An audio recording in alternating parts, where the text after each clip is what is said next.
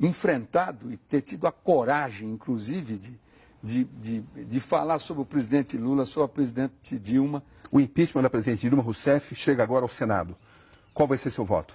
Meu voto é pelo afastamento dela agora em maio, né? E pelo impeachment, não tem dúvida nenhuma. Por quê?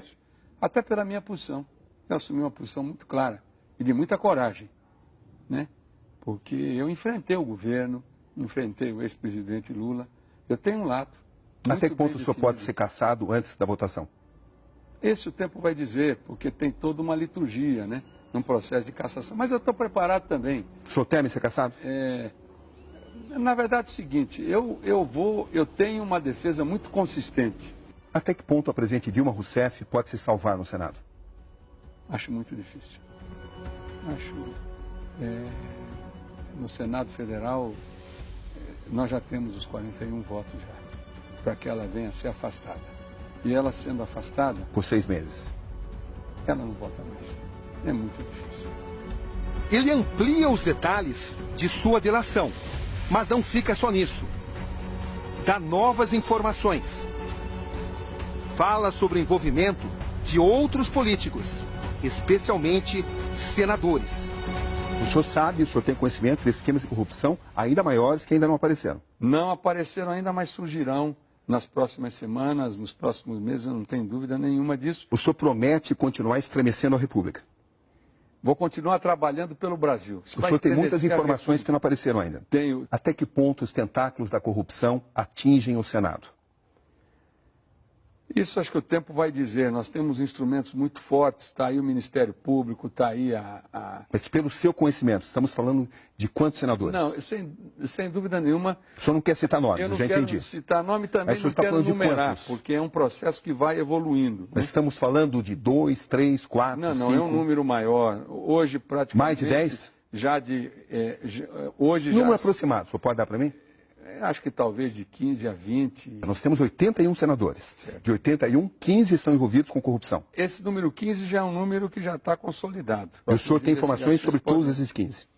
A maioria deles, sim. Não tenho de todos, mas a maioria, sim. Envolvem a Petrobras e outras estatais? E outras estatais também. Quem é que deu ordem para que o Marcelo Odebrecht, o Otávio de Azevedo fossem salvos ou que se procurasse preservá-los? Não, na verdade... nunca foi falado especificamente o Marcelo ou o Otávio. Que eram os casos assim que naquela época estavam mais assim, estavam tramitando no STJ. E para isso era necessário um tentáculo no STJ? Absolutamente. Qual foi esse tentáculo no STJ? No STJ, o ministro Marcelo Navarro, eu era líder do governo, a própria presidente Dilma me pediu para que eu A ordem foi dela, pessoalmente? A ordem foi dela. Qual foi a ordem? Para que efetivamente... muitas pessoas saíssem das prisões e, consequentemente, executivos, dirigentes de estatal. Delcídio do Amaral ficou 87 dias preso na sede da Polícia Federal. Senador, o senhor sentiu que ia ser preso? Nunca. Eu estava num Fórmula 1 a 360 km/h e bati num paredão.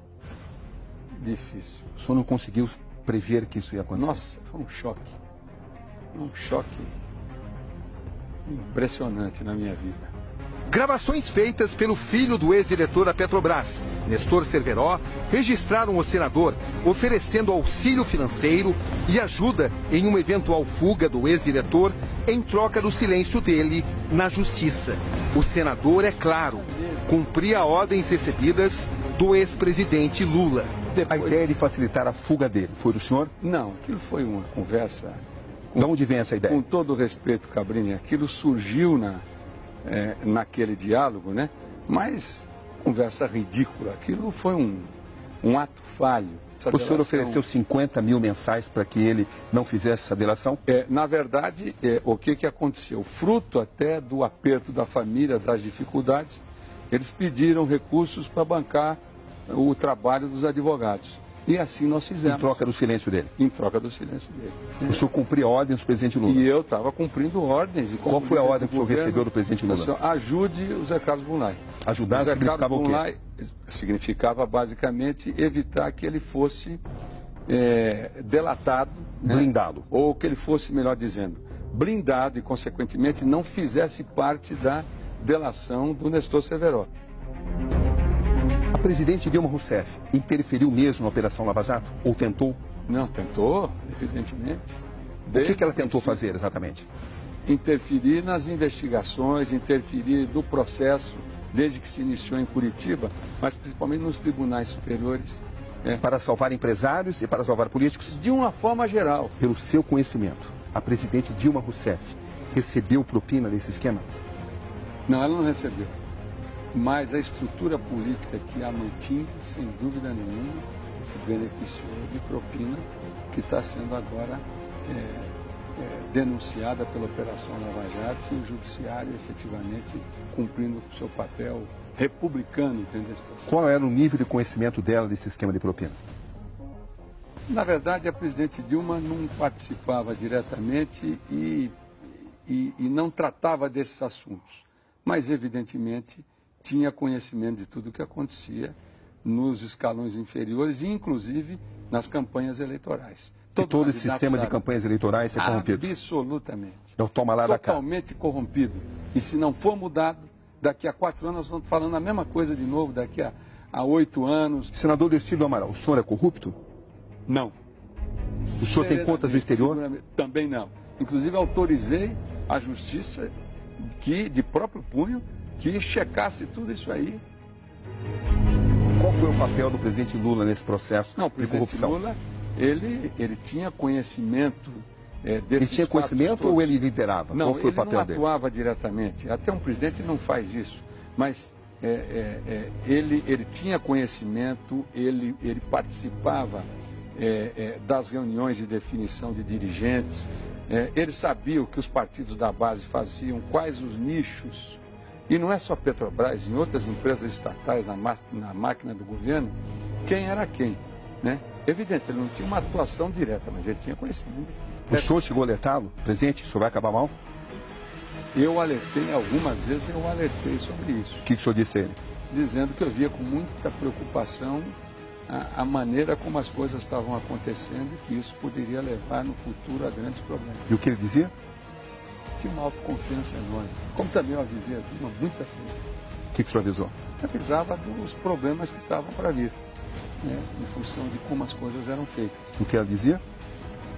Também subestimava, porque ela tinha na cabeça dela o seguinte, que ela ia passar para a história como quem combateu a corrupção. Quem foi a grande artífice do combate à corrupção no Por que ela Brasil. acreditava nisso?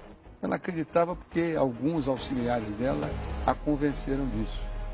E Pelo fato de dar liberdade à Polícia Federal? de dar liberdade à Polícia Federal, deixar a investigação andar, porque aquilo nunca ia chegar nela. Ia chegar em empresário, em congressista, no Lula, em muita gente, mas não ia chegar nela e ela sair forte dessa investigação. Um erro de cálculo?